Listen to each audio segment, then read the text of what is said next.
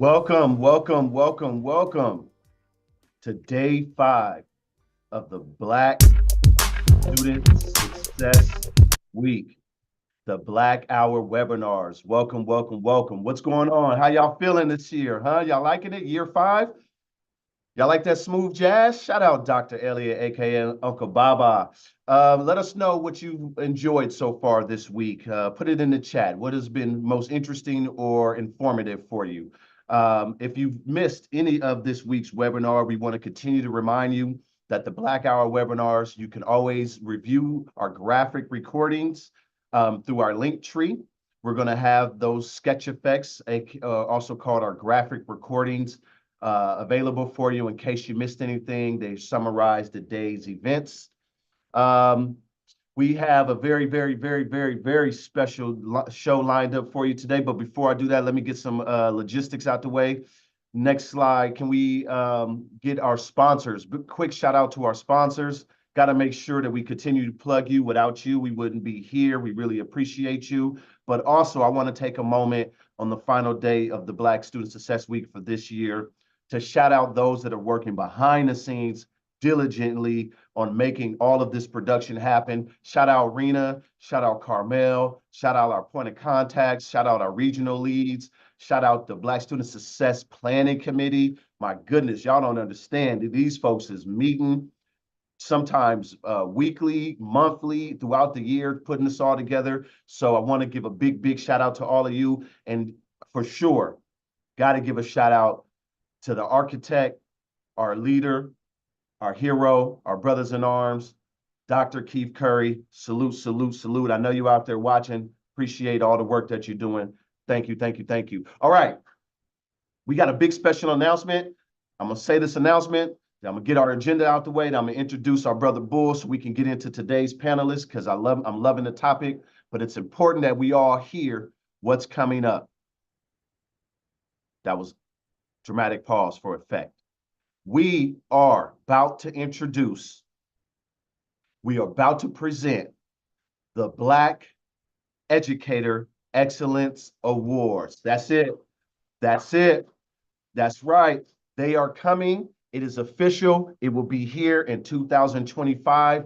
Get ready to get your reservations together. Get ready to get your best outfits together. We have an academy that's going to be reviewing proposals and awards.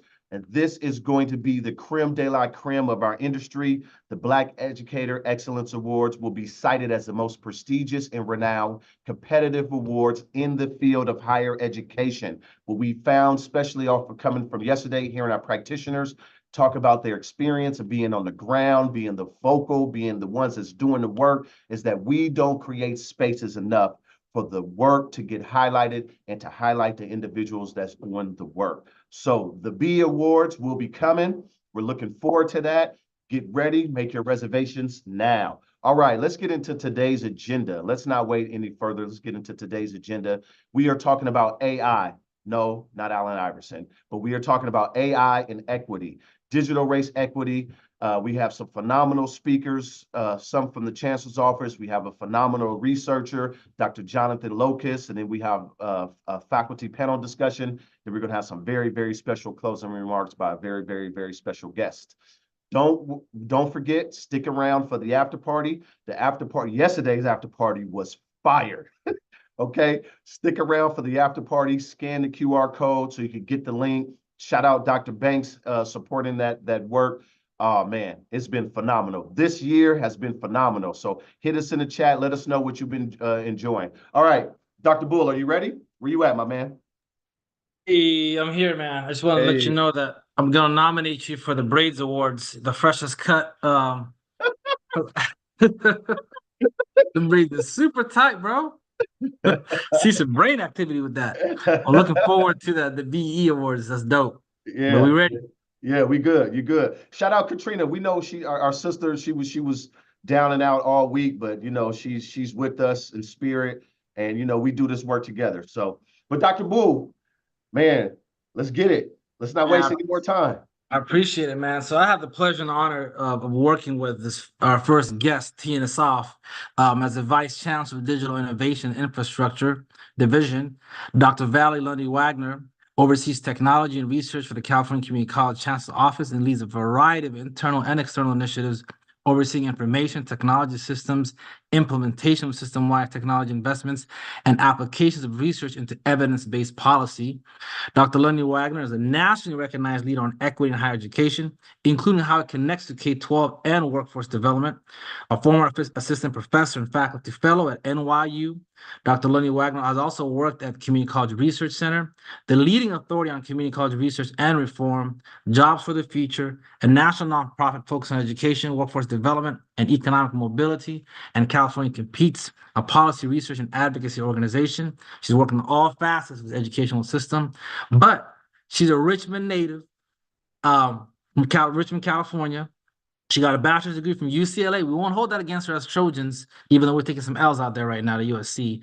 Her master's degree is in education at Stanford University. Her PhD is from higher education at the University of Pennsylvania, UPenn. And she's also a postdoctoral scholar in engineering education at Purdue University. Please welcome the unicorn in the system, our dear sister, Dr. Valerie Lundy-Wagner. The floor is yours. Good afternoon, everyone. Super pleased to be here with you. I do, like my predecessors, want to thank Dr. Curry and the rest of the team that have made this happen. It's important that we have investments that ensure authentic and safe spaces exist for Black students and professionals in the California community colleges system and in higher ed generally. Also, thank you, Dr. Bull, for inviting me. He, like others, know that digital equity really is at the heart of my work. So let me tell you a little bit about who I am. He noted my sort of title. I came to the Chancellor's office under then Chancellor Eloy Ortiz-Oakley to build up the agency's research capacity, understanding what people are saying about the data that exists about students who look like me, who live in places like the ones that I come from and live in now, is important to me. The data don't lie, but people can manipulate it how they want, and I am committed to us. I think a quote that I really love is one that comes from James Baldwin. Not everything that is faced can be changed, but nothing can be changed until it is faced. And that is how I see my role in the context of thinking about research and data and technology. I oversee IT operations and data management, but also, like Bull said, the system-wide technology investments. As the first Black American in this type of role for the California Community College system, what I sort of bring to conceptualize digital equity is, that all Californians, regardless of where they live, how old they are, what languages they or their families speak, regardless of when they came to the US, have access to quality post-secondary education and training in the modality that works for them. That is aspirational, but I think we need to have high expectations to make sure that we are really attending to the promise of post-secondary education and what it means for individuals, their families, communities, and the nation. I started off as a MESA student. Many of you, if you've seen me talk before, will know that I was a MESA student, toggling between Contra Costa College and UC Berkeley. I became a civil and environmental engineer because of what MESA did to get me comfortable with math and chemistry and physics and technology. That program exposed me in many ways to the community colleges, the CSU and the UC, and I'm most grateful for the MESA program because of it exposing me to the National Society of Black Engineers. My work at the agency is a commitment to ensure students have access to the community colleges, but it's really also that we're attentive to the disparities in capacity that exist in these systems. Residential segregation, is often thought about as something of the past, but I think we all know that where people live has everything to do with where they attend high school, where they attend college, how those, especially public colleges, are funded, and in the context of sort of traditional resources that we might get from the federal government, the state, corporations, or other individuals. We know tax revenue matters, and we know what our communities look like. At the end of the day, the context for community colleges in particular, and the students they serve, is unequal, and that's pretty unequivocal. That said, we're here to talk about technology and digital equity. African American and Black people in the US and in the larger diaspora have never been shut down because of inequities that have been put upon us. As we continue to embark as a system and a nation on this journey around AI, the disparities associated with like technology can and are problematic. And I'll talk a little bit about that, but I'm going to make sure I end with you all today on a high note. Let me first talk about sort of the history of like AI. Let's just call it what it is. Like many innovations in the world, Black people will be at the center. In some cases, we're at the center because so many systems have been built with this sort of colonial and white supremacist mindset. At the end of the day, folks really should know and understand that AI comes out of the military industrial complex, right? The technology for self-driving cars, for example, is rooted in the Defense Advanced Research Projects Agency, DARPA, which is synonymous with autonomous weapon systems that, are fueling wars that we are engaged in now. I assume many Black people will know this is similar technology that comes from things like COINTELPRO that we think about in sort of the civil rights movement of the late 50s and 60s, right? How we are but it's been digitized, right? To track and monitor people. And because we know Black folks have a disproportionate sort of exposure to the criminal justice system, right? These things matter, these technologies matter because we know that these technologies are used by corporations interested in maximizing profit. And almost in all cases, Black people and other people of color, other marginalized people are an afterthought, right, to the social value of these innovations. I want to give you a quote from Timnit Gebru, who was fired from Google a couple years ago, but a Black woman who was at the forefront of the conversation about AI and what it means for real communities. And she said, "What I've learned is that we can talk about ethics and fairness of AI all we want, but if our institutions don't allow for this kind of work to take place, then it won't. At the end of the day, this needs to be about institutional and structural change. If we had the opportunity to pursue this work from scratch, how would we want to build these institutions?" And so in many ways, I hope today's conversation with the gentlemen that precede me, will be about sort of what role can we play, having people be imaginative around this, even if AI and a lot of technology does have this dark past. So one thing I'll say, the second thing I'll say is you are entitled to this technology. In particular, Black community college students, Black students in general, you should have access to high quality websites, technology solutions. As you enroll in college, as you navigate the enrollment process, as you are in the courses, the faculty, staff, and administrators you are engaged with should be able to help you navigate these systems, whether it's Zoom or Teams or Canvas, et cetera. We know technology is being used, for autocorrect, to plan out meals, to figure out what you want to watch on Netflix or Spotify, virtual assistants like Siri and Alexa, to play and build video games, to help write up drafts, maybe, of reports. It is here, and you should hold yourselves and the people around you in institutions of higher ed to a high standard of excellence to support you in the work that you're doing to obtain higher education. I think, Black people are also like at the center of this for really good and fun reasons, right? If you're paying attention to the latest cultural moment, you know that Tupac's estate is about to potentially going to sue Drake's estate because of Drake's diss track that included AI generated use of Tupac's voice, right? The extent to which we're paying attention to not just those annoying spam calls that come, sometimes they are looking to maybe get our voices, right? Take our voices and use them in these nefarious ways. I mean, this is a conversation, I'm sure, on Black Twitter and everywhere else, but right, we are connected to these things, and the type of apps and uses, the creativity that is going to come from our space is important. So yes, you have a role in this. And let me just end with sharing, you have a role in this. Black people have a role in digital equity and digital conversations, not just because of the work around wiring and electronics from Otis Boykin, or around the technology that helps fuel the monitors, the PC monitors that we use from Mark Dean, or the home security systems, the Ring, and et cetera, from Marie Van Britton Brown. But there are other people that I want to shout out, especially women and Black women in technology, that are important because of the diversity of backgrounds you can have as we engage in this work.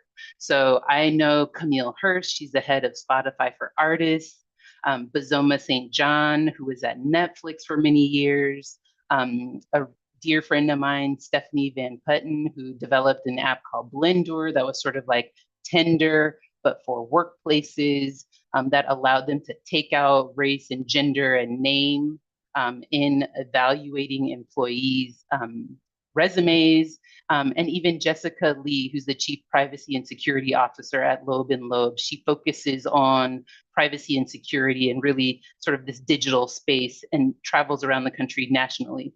These women in particular have backgrounds that are technical and not: marketing, computer science, law, English even. This is all part of us, right, thinking about what it means to sort of harken back to that question that Dr. Hebrew sort of had. If we were to rebuild this from scratch, who would we want to be there? How would we want to do it? You all have a role. Digital equity is important for us. It is with us. It is already here. Please don't be afraid of it. Please think about the opportunities you have to engage, no matter what field of study you are engaged in, no matter if you're a student, faculty, or staff member. And please hold us accountable, us that are in these systems. Sure, we're working for you. Sure, we're kind of representing the man, but you are entitled to an higher education. You are entitled to high quality. You are entitled to technology that does not harm you. And I expect people to reach out to me and my colleagues to make sure we are doing the best to represent and hold steady on that vision. So with that, thank you. I'm pleased to be here with the rest of our guests today, and hope you enjoy the rest of this Black Hour. Ooh, that was, give some love to Dr. Valerie Lundy-Wagner. She just dropped, that was a crash course on history. That was a crash course on the present, going to the military industrial complex, the genesis of this AI work, how it impacts us, schooling us with the inventors. I'd add on top of the list that, that was mentioned, Marianne Croak, Lisa Jalopter, who's responsible for the GIFT technology. She just dropped a list of Black genius and Black women in particular, in addition to Otis Boykin and others that have uplifted our field. So we own this space. For the students listening, this is an example of why representation matters. Thank you so much, Dr. Lundy-Wagner. We appreciate your insights, and please feel free to hang out with us. Enjoy the chat and Q&A features. Absolutely. Our next guest is none other than Dr. Jonathan Locust. He presented 2 papers on artificial intelligence. His background is he's a dynamic speaker, presenter, and strategist in the areas of DEIA, research design, and statistical processes analysis. He holds a PhD in theory and social foundations, research and measurement from the University of Toledo. He's also a certified Six Sigma black belt. I was like, hey man, I seen him the way he was moving. I was like, I don't want to smoke from this brother. But Dr. Locust is deeply engaged in independent organizational study, mostly of which is done through his company, the Locust Group. Most of his research is proprietary and focused on predictive modeling of consumer behavior, outcomes through a lens of equity, i.e. jury cases, UX research, demographic preferences. Dr. Locust has spent the majority of his career working in higher education, over 12 years as a chief diversity officer. He holds the graduate faculty status, teaching as an adjunct professor in the College of Liberal Arts and in the College of Education at the formerly University of Winona. Prior to his time in higher education, Dr. Locust spends time in various industries such as in the pharmaceutical and the banking industry, KeyBank, PNC Bank, and Western Southern Life Insurance. He was recently inducted to his UCLA High School Distinguished Achievement Hall of Fame, his alma mater, and he's recognized by the University of Cincinnati as one of the top 50 communications alumni champions. Without further ado, please welcome to the stage Dr. Jonathan Locust. Sincerely appreciate it, Dr. Bull. Next slide, please. And shout out, I mean, the whole time Dr. Valerie was talking, I was doing this the whole time. Definitely dropping knowledge and dropping gems. So shout out to her and really appreciate being here. So one of the things that Valerie said that really stuck out was we 100% deserve to use this technology. And the way we're going to really, really understand how to be able to leverage the opportunity and insights is by interacting with it. Just like Dr. Valerie said, it's not something that we should be afraid of. It should be something that we should be interacting with. So what I did was just list just a few AI tools that I personally use, focused on learning and communication, time management, and financial management, and being able to see how we can utilize and interact with AI on a regular, consistent basis, because us as Black people, us as creators, we're going to see those opportunities and insights like we always do. And I also saw in the chat, I think it was Yolande, put something in there who was using a notes feature, an AI notes feature. That's a perfect example of how to be able to use AI and make things just easier. Next slide, please. So we wrote 2 papers on AI. The first one was looking at AI in relation to civic trial preparation, and can AI outpredict focus groups, which it actually can. And the second paper we wrote was on focusing on AI and its ability to be able to identify and help at-risk students. So the methodology that we had, which is experiential research, we did this, was students who were referred to counseling, who were identified as at risk, they filled out a survey. We used AI to pretty much identify and analyze the qualitative statements and did a comparative analysis between the AI report and the human report. Next slide, please. And one of the things that we found was that AI was able to capture about 90% of the relevant information. Also, again, highlighting the opportunity for us to be able to use it with any types of things that we may have questions with, still needing some supervision over the data. It was also able to effectively summarize and provide targeted recommendations for the particular groups that we looked at. But we did find that there was a limitation with it being able to, what we would call, capture the emotional intensity of the comments that were shared. Next slide, please. So these are some of the AI engineered prompts that we use. I didn't put all of them. And as you know, the AI prompts are important because it sets the frame of the interaction between the human and the AI. So I'll just read through some of these really briefly. Please summarize the concepts of at-risk students considering withdrawing or dropping out of college. Give the at-risk students comments, concerns. What can the college do to improve its retention probability? If an at-risk student identified as being a minority, what did they discuss and what could be an implication? And what is the possible future like for at-risk students? Next slide, please. So I'm not going to read the whole thing, but if you can see, the AI was able to pull out, again, you'll see the 90% information. A lot of the things that we've experienced from navigating particular campuses through these structures, right? These structures weren't built for us. So it talks about how the student could go through physical health, academic performance, and it can impact well-being, to having physical health problems, anxiety, PTSD, chronic pain, and actually having the student maybe withdraw from being more social. Next slide, please. And then for the AI response, as far as solutions, some of the solutions it gave, you'll see are some really good solutions, right? Train faculty and staff on implicit bias and cultural competency. Develop and implement DEI plans. Safe space for minority students, Black students, being able to create policies and procedures, as well as holding faculty and staff accountable. Next slide, please. So when we really look at, and the way I see as far as the the opportunity really comes from, of course, those frequent interactions, but it'll be to see who can ask the best questions, who can ask AI the best questions.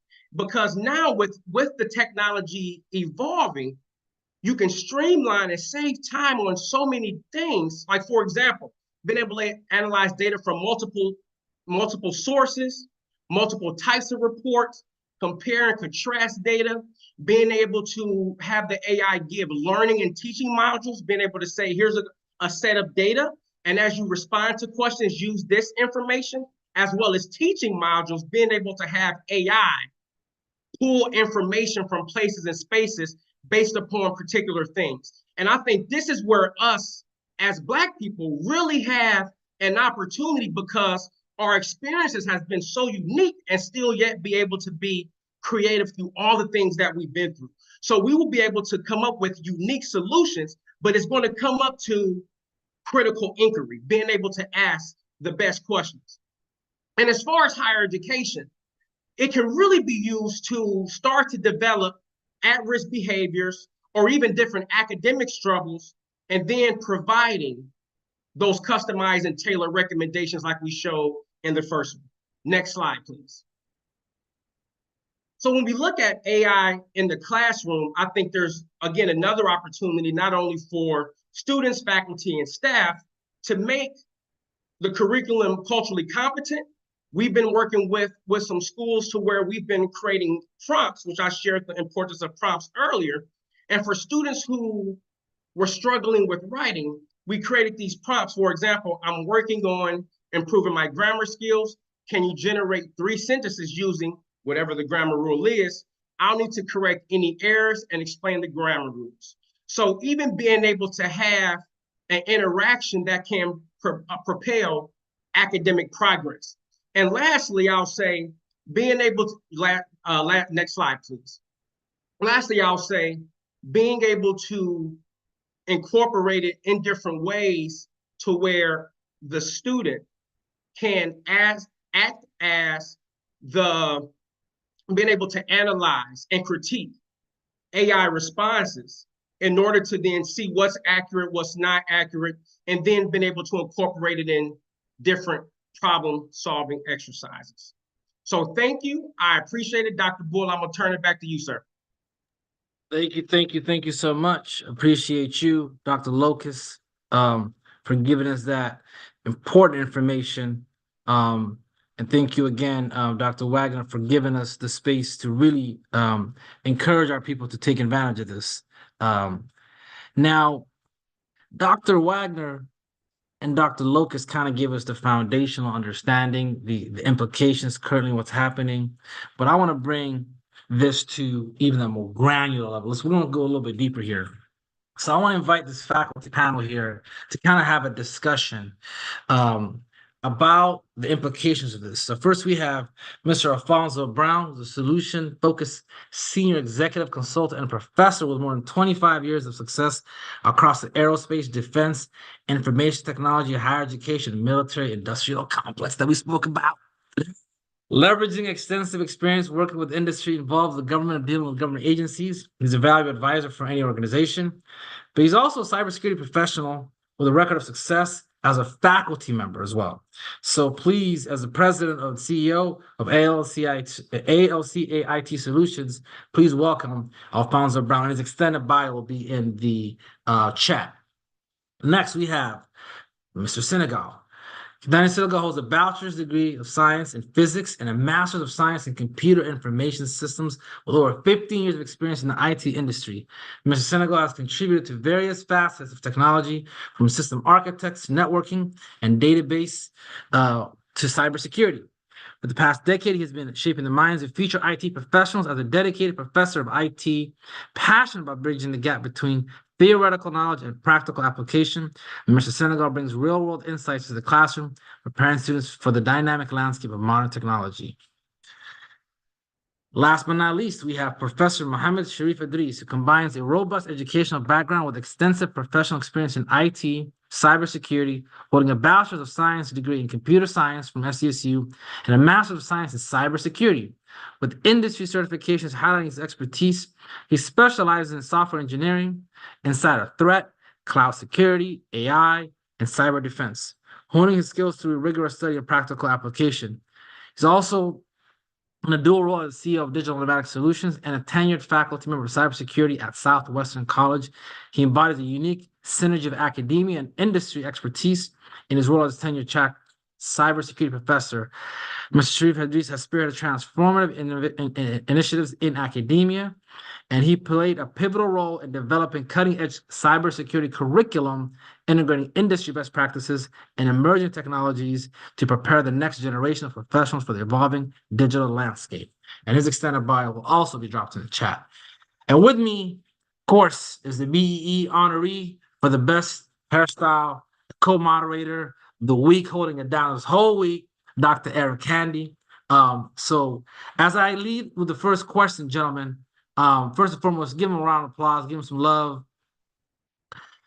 As we introduce you all, and you kind of talk about your bio and how you enter this work, the question is, why should these fields be of interest to Black students? I'll start with you, Professor Mohamed Sharif-Idiris. We'll kick it off with you. That's an excellent question. Thanks, Dr. Bull, and thanks, Dr. Lundy-Wagner and Dr. Locust for those insightful comments. So, this field is it's a paramount interest to Black students for many reasons, right? But I'll get into a couple of them. One is really the economic empowerment, right? So the financial opportunities and the mobility you get from that. When I was a community college student at City College and Southwestern College, I was getting $7.50 an hour, right? And now a lot more than that. So the financial opportunities is the first real reason to get into the field. The second reason is the amount of job opportunities that are out there. There's some statistics that state that 700,000 unfilled jobs, right? So many different opportunities in varying different roles that are out there for students to get into. And thirdly, and most importantly, in my opinion, is that they are needed and vital because we need them to represent us as they, shape this technology.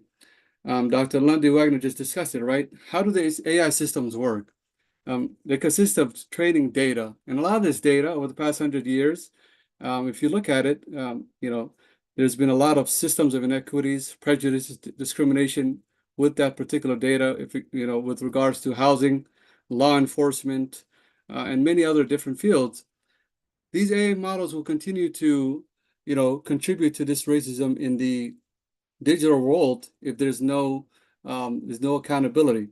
Black scholars like Dr. Lundy-Wagner discussed earlier were the ones that really addressed the ethical issues with AI. So most importantly, they are needed, they're vital, they're important to be seated at this table to address these systems of inequities so that we don't have the continuous racism that we are experiencing in the physical world bleed into the digital world. Excellent point. Excellent point. And so I know, speaking of blending between two worlds, Professor Brown, you kind of work in the industry as well as the community college system. So can you also tackle that question on why we need it, and based upon your professional and personal experience with this? Oh, definitely. Biggest thing I see as far as Black and brown faces being in this industry, IT has evolved very quickly in our short lifetimes. When I first got exposed to computers back in the 80s, my first computer was a Trash 80 from Radio Shack. And, the Trash 80, no hardware, no anything, no hard drive, no built-in monitor. Everything was components that you actually put together, and which led us to the TND 1000 HD and other computers that generated from there. AI is that next step. I mean, it's from all the work that has gone into to build this industry. AI is literally the next step in the evolution. And I know there's a lot of concern out there about AI's taking jobs, things of that nature, which is not true, because AI is only as good as the development, data, and programming that's behind it. And so for us to be able to have an influence and to make sure that equity, we don't have equity issues when it comes to that data, we have to be involved. Black and brown faces have to be behind that computer screen, helping to develop that information, helping to actually build those AI systems that are going to be doing the work. I know that within the cybersecurity realm itself, we're already using AI to help as far as, when cybersecurity, you're trying to find folks that are trying to hack into our systems and cause steal data or cause issues on systems, especially in the DoD, which is my major, which I majorly support. Most of my work is with the DoD. And so AI is rapidly being leveraged to actually find those signatures and find those attackers even before they're able to access our systems. So the data behind AI has to be influenced by us, not only in the DoD and cybersecurity as a whole, but when you start looking at what AI is being used for, as far as job resume searches and things of that nature. So if we are not involved in that process and developing how those AI systems are going to look through resumes, what those factors that are going to be checked, then it will end up, we will be continuing that cycle where your name, if your name is a certain way, or if your career, because we may not have the background or the education that our counterparts may, those things would cause us to be excluded from opportunities. And so if we're not out there taking part in behind the scenes and helping to develop the development of AI, then that will directly affect us and how we are represented in the industry as a whole. Absolutely, absolutely. I remember one of the IT professionals told me about that. They had those sensors after COVID for those, faucets, and they weren't picking up the melanin. And so, right, Black folks were like, hey, the soap ain't coming out, the water ain't coming out, because it's programmed in a certain way.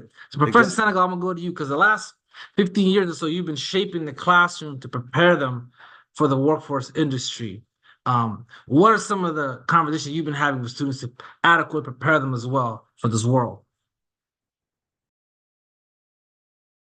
Get you off mute. We're gonna get you off mute. There you go. Sorry guys, it's very hard to speak after Dr.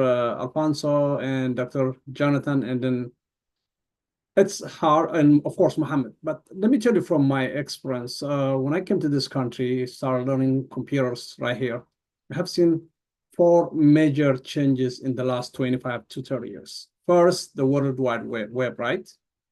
And then everything was command line. Then the big change comes in with Windows 95 GUI, right? So the third generation was coming touch screen. So everybody say, when there is any new change, people think, oh, this is going to take our job. This is going to take our job. This is going to take our job. Now it's AI. AI is not going to take our job, but it will increase productivity. And then, of course, it will increase productivity in all aspects of life, in cybersecurity, in everything. So what we have to do this, we have to be ready for this. When I was working in the industry, I used to work for IBM for so many years. When I go to seminars, when I see only one Black person, I get pissed. There was no training for other brothers and sisters. There was no opportunity. I was lucky one of those people got a job in IBM and then to get all these trainings. The same thing when I moved to IBM, I moved to AT&T wireless design. The same thing, it will be 1% or 2% in whole 40 or 50 people. So what's the root cause? I consider it as not the education, but the reach out. How we can reach out to other young Black men to involve in school. So that's why I moved to community college. When I am here in San Jose City College as a department chair, the only thing we do is we help young students when it comes into the college.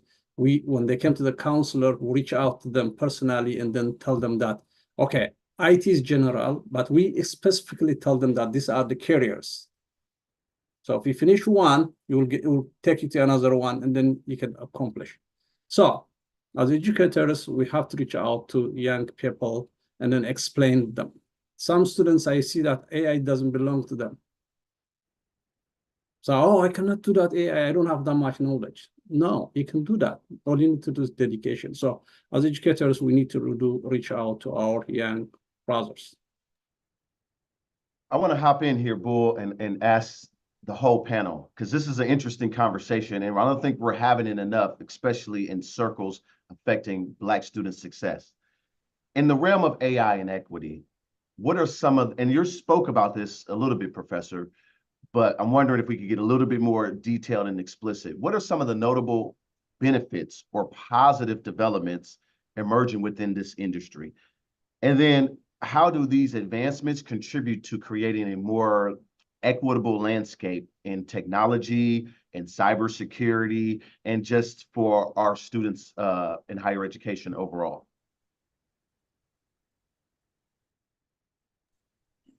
Was that directed to me? I'll jump in. There you go. This is for everybody. Come on now. Okay. Basically, like I said, when we're influencing how AI is designed, especially when it comes to higher education, that will help us to get that equitable selection when it comes to opportunities for fellowships, for scholarships, for other things that will help us to accomplish that higher education, because all of us don't have parents that can afford to send you to college or pay for those advanced degrees. I had kids very young, and so it was very difficult for us to get through college, much less a higher degree, because bills had to be paid, and we had other things that were priority. And so with AI, when developed and when it has that inclusion for everyone, it would allow us to have those opportunities no matter what color your complexion is.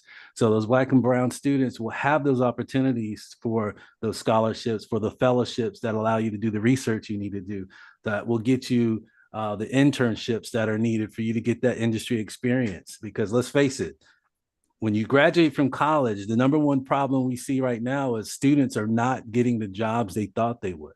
And so if AI was leveraged and it was the programming and the inclusion was there, then I think that would give us those opportunities that we are currently missing. Thank you. Thank you.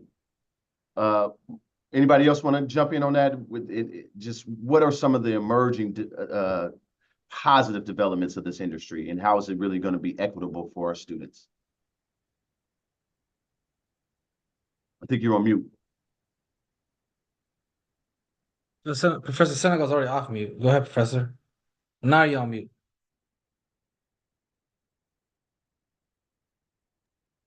Or Professor Sharif-Idiris, you want to tackle it? Yeah. So to me, one of the biggest benefits is the amount of job opportunities there are, right? I think that's, as Professor Alphonso mentioned, right? So there's a lot of different opportunities there are, but we need our students to be seated at that table to really address those concerns. There's many benefits there, but I think we really need to address the concerns that could arise from the lack of participation from our Black students in this field. Because, we don't want to keep perpetuating the systems of inequity that we've observed in the physical world, kind of continuing on in this new age of AI. We'll do a red robin. Come this way. Go ahead. Add to that. So participation is very important in AI world. We all know that AI is a machine learning, right? Whatever you put in it, we will get it. So always participation is very important. So AI is generated from where? From the data which collected. So that data is learned. So always participation is the most important we can encourage. Let me start with you, Professor Sengal, and we can go Professor Sharif-Idiris and Professor Brown to wrap it up. You alluded to earlier having that synergy between the counselors and what you teach in the classroom. What can institutions, for all the people that are on the call right now, we have all these colleges having watch parties, having their executive teams, their student services, instructional, even their IT departments on this call. What can institutions do to promote this industry for our Black students? So that's a good question. So what we did here in my college is we have a good counselor, which get there. So if it's anything AI, cybersecurity, or IT related fields, if you get a student, the hardest part is once you get a student, you have to do the retention. How are you going to hold that student and complete that progress? So we always talk to the counselor to reach out to me. We have Mark Brannan, which is in my they schedule a meeting with us, and then we educate them. We give them the information, so what they need to success. So beside AI, we do have like cybersecurity programs, and also we have the different IT certifications. So once they get that, and then we tell them the path, and then we do follow up. So that helps. And also scheduling needs to have like a set of schedule. You're gonna come in September, you're gonna finish for the certificate in July. So working instructor, faculties, and counselors, the key point. The others, another extra support, but counselor and instructor have to work together in order to hold them. I love it. That collaboration is important as it's streamlining the process. That soft, warm handoff is perfect. Go ahead. To that, I think one of the best ways that institutions, colleges can really benefit is, providing those financial opportunities for students to go to these conferences. Particularly, when I was a college student, right, I didn't know any Black engineers or anybody in the field. There were some organizations like the National Society of Black Engineers, right? But there was sometimes no funding for me to go to those conferences to meet those qualified engineers. So I think investing in our students and providing them those opportunities to go to these conferences to meet like-minded engineers will really help with gaining more interest in the field. So the second time NSBE was mentioned, Dr. Lundy-Wagner mentioned the MESA program and being part of NSBE. Professor Brown, wrap us up. Yeah, I think one of the biggest things, and part of the reason why I even started teaching, wasn't for the money. It was because I feel like, just like you all, that there's not enough representation in this industry. What I find in my classroom, especially to try to help to keep students motivated, which is so true. I know Professor Sengal touched on that. Keeping that motivation for students is very difficult. Teaching for the College of Continuing Education, most of our students have jobs, have families, have kids. So coming to class and attending class is not exactly the priority. And so they have other things that they, have to make sure are taken care of at the home. And so helping to keep that motivation by one, just like you said, making sure that they're involved with the education plan, they're talking to student services, and they're getting that help with resumes and other things that help them be a little bit more marketable to industry. Now, as getting that baseline education and understanding IT and how to develop and program, you get those classes at our college, are at our level in the college. Of course, going on to the university, getting additional training and education, other certifications is important. But the way that we help them to see that is by helping them to understand the industry and what's available out there, and to get them motivated to want to be there. And so I'm a very huge advocate of bringing in professionals to talk to the class and to just basically tell them of their experience and how they got to the level they're at now. And then also, I'm a very big proponent of pushing them to find mentors, even if they get on LinkedIn and find a mentor that has the job that they want, and to reach out to them and talk to them and to see what they did to try to get to that point. And so mentorship and, helping, having that support system. And believe it or not, I still email students I've had since I first started back in 2019. That's my first year of teaching. And so I have a group that I email all the time. Every time I get industry information, things about certifications, jobs that are available out there. And so I continue to try to motivate them even after they leave my classroom. So absolutely. Well, I want to again thank you, Professor Brown, Professor Sengal, Professor Sharif-Idiris for your insights. Dr. Eric Haney, obviously, for holding it down, co-moderate the situation with me, as well as Dr. Locust and Dr. Lundy-Wagner. Reminds me of all the faculty out there. I still teach classes, believe it or not. And, some of our students be using AI, and it's like a prompt, like a journal entry. And, you ask them, why is this thing so, like, a reflection point, right? Like, reflections are important. Everyone should have a reflection. I'm like, come on, don't use AI like that.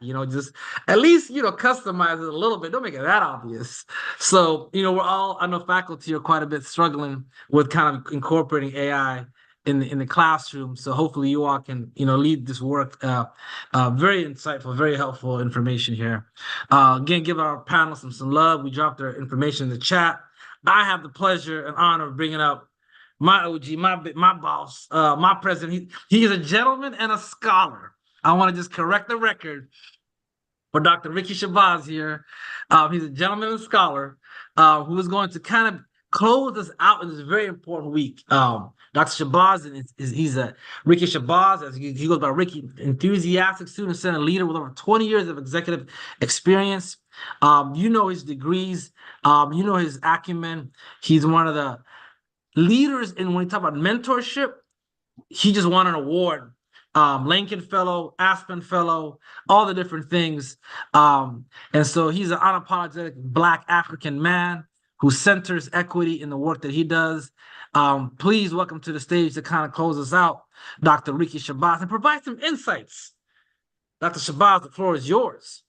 Yeah, thank you, Dr. Bull. Thank you, Dr. Curry, all the planning committee. Thank you for everyone who took time out of your day to come support Black student success. The urgency of now is absolutely real. You heard all of the speakers, and give it up to Dr. Lundy-Wagner. She needs her own time, Bull. She needs her own time. I'm advocating for my sister. She was dropping science as well as the panelists.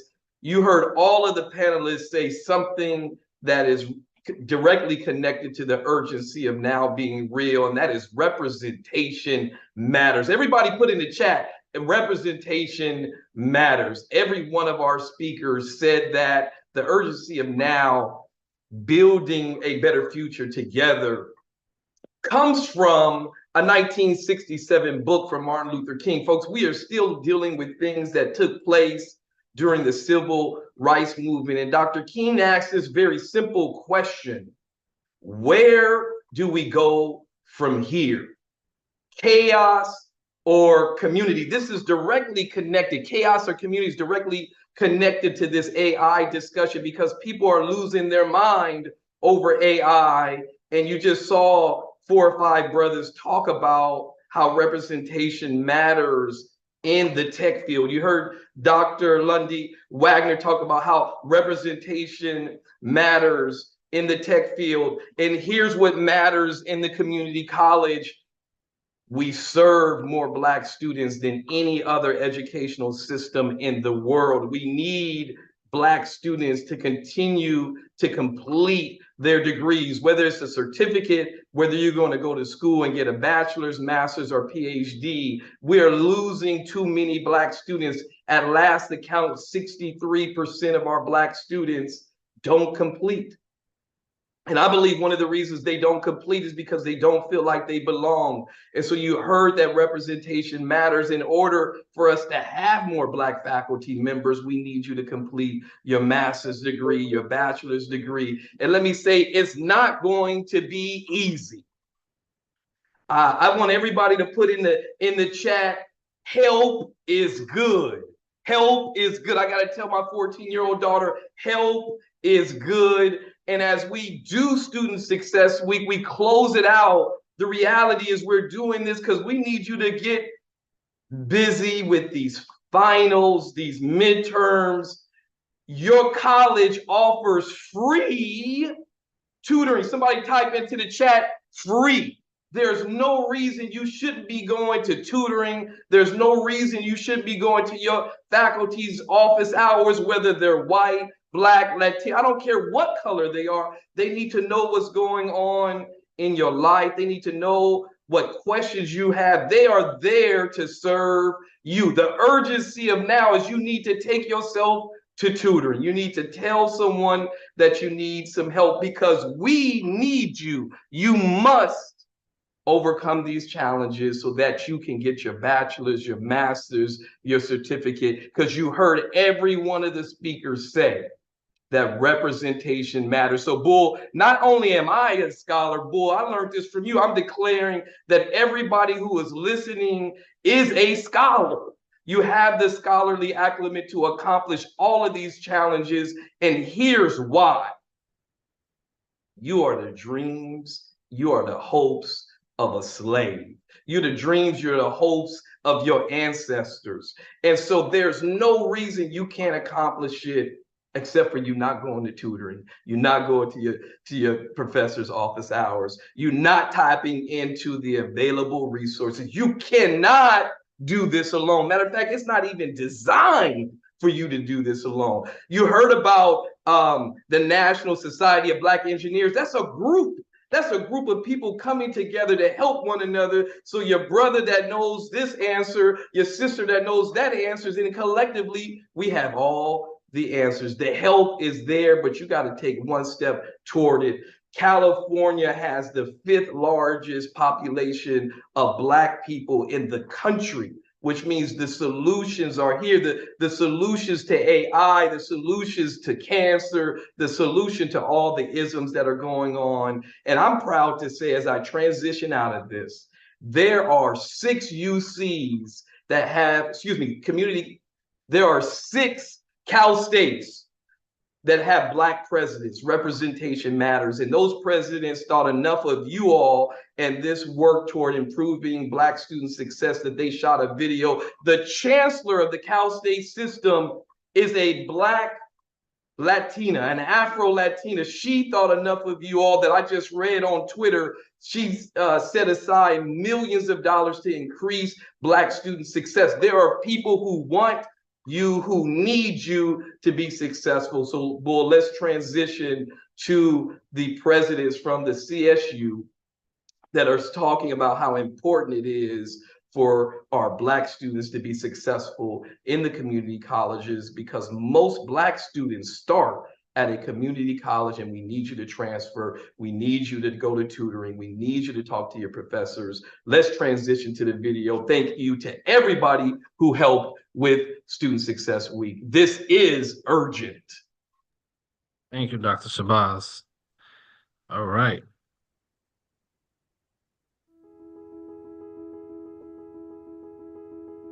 Hello, everyone.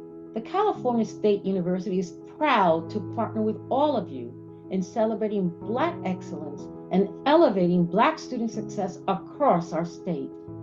With urgency, the CSU has developed a 13-point action plan to make sure our Black students are welcome, seen, heard, valued, and supported. We're investing $10 million in Black student success, support, and resource centers. We're focused on hiring more Black professors and staff, and this year, we're creating a permanent statewide office to advance Black excellence system-wide.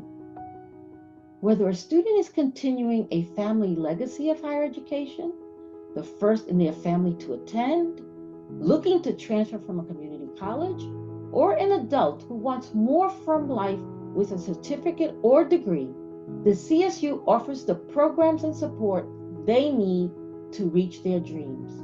Together, we can build a better future for all of us. Greetings from the California State University, Bakersfield, where we are launching a new era for Black student success and excellence here in the heart of the Golden State. In many ways, we are modeling our path forward after HBCUs like Howard University, where I was a student myself, and for the first time in my life, I was surrounded by people who looked just like me. My most powerful memory of Howard was the feeling of being affirmed without a word. You are affirmed by your very existence. We travel through life as people of color in the United States, and we don't know the void that we carry until it is filled. That's what happened to me at Howard, and that is what I wish for every Black student on every college campus in this nation. As people of color, the weight of history is always on our shoulders, but hope leads us forward. In the words of historian and author Ibram X. Kendi, to know the past is to know the present. To know the present is to know yourself. Students, your presence here today signifies that you have heard the future calling. Thank you for having the courage and vision to answer that call. Among my favorite poems is one by the Black poet Dr. Maya Angelou, And Still I Rise. These are brief excerpts. You may write me down in history with your bitter, twisted lies. You may trod me in the very dirt, but still, like dust, I'll rise. You may shoot me with your words, you may cut me with your eyes. You may kill me with your hatefulness, but still, like air, I'll rise. Up from a past that's rooted in pain, I rise. Into a daybreak that's wondrously clear, I rise. Bringing the gifts that my ancestors gave, I rise, I rise, I rise. This poem captures for me the strength and determination that one must have to overcome life's many obstacles. Hold fast and be determined to achieve your goals, including degree completion, and work together for collective success. And while we all face challenges, make it your mantra that you will not despair or give up, but rather know that no matter what, still I will rise. Hello, Black Student Success Week. This is Luke Wood, President of California State University, Sacramento, Sac State. I'm here today on our beautiful campus and just wanted to welcome you to this week and this time together. The theme for this year's Black Student Success Week is Building a Better Future Together. The urgency is now. If you look what's taking place across the country with efforts to push back against critical race theory, ethnic studies, DEI, African American history, we can see that one part of this nation is going one way and another part of this nation is going another. And in a week like this, we think it's important to celebrate our Black students and be unapologetic in that we are striving to create an environment and culture that makes it so that all of our Black students can succeed. At Sacramento State, we are home to the largest population of Black and African American students in the entire California State University system. Out of all the CSUs, no one serves more Black students than we do, and we are proud of that fact.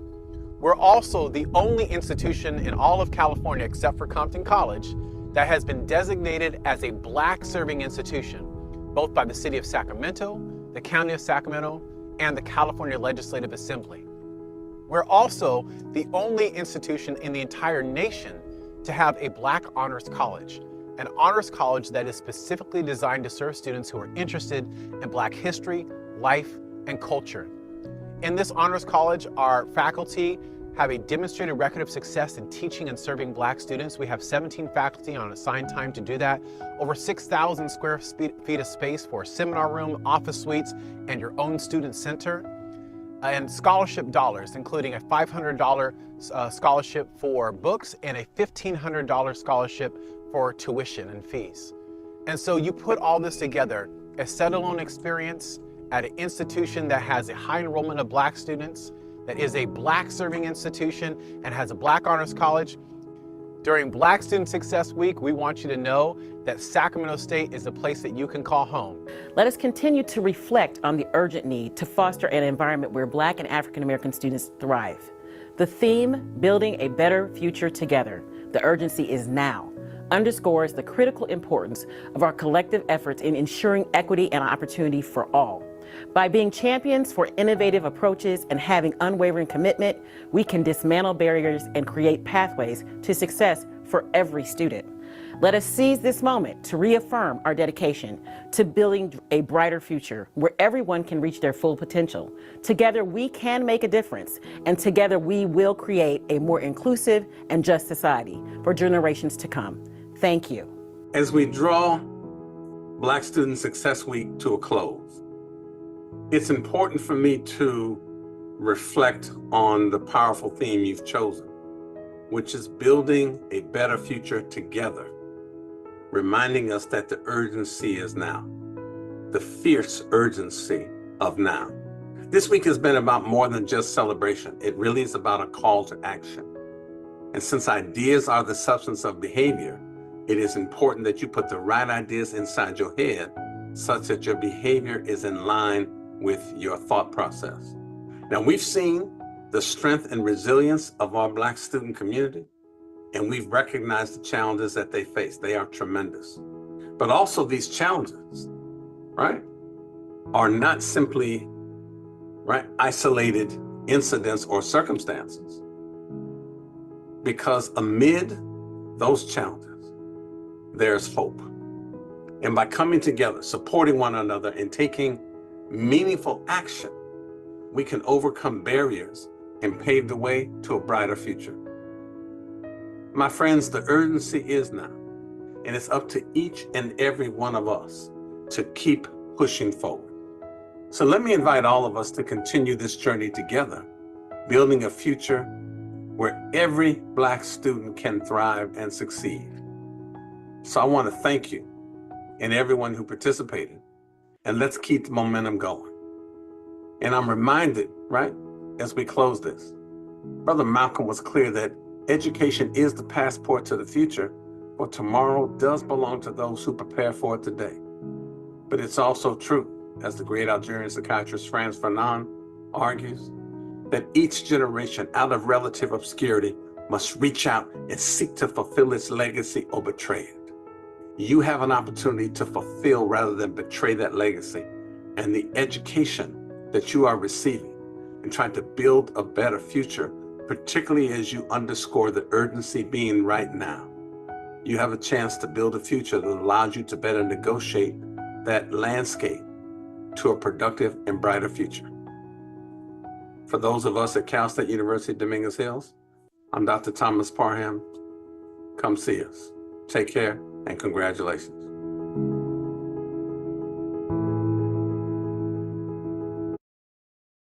As we conclude this monumental Black Student Success Week, half a decade in the making, let us be reminded that we are the flame and we have the responsibility to ignite the other flames that will continue to blaze for generations to come. Whether you identify as Black or African American, as an ally, as a co-conspirator, we say thank you for celebrating 5 years of resilience, excellence, and empowerment. And let us commit not to just commemorating this week annually, but truly embodying its spirit every day. We walk on those campuses, we sit in these organizational meetings, we go to the halls and lobby for policy. Let us forge ahead with unwavering determination, knowing that together, collectively, our brilliance knows no bounds. Thank you for being with us on behalf of the Black Student Success Planning Committee, on behalf of our sponsors, on behalf of the student voices, the practitioners, the panelists, the researchers, the lobbyists, the advocates. We say thank you for being with us in this journey. But it doesn't end today. It's actually just getting started. Stay bold, stay fearless, keep shining brightly. Peace and salute.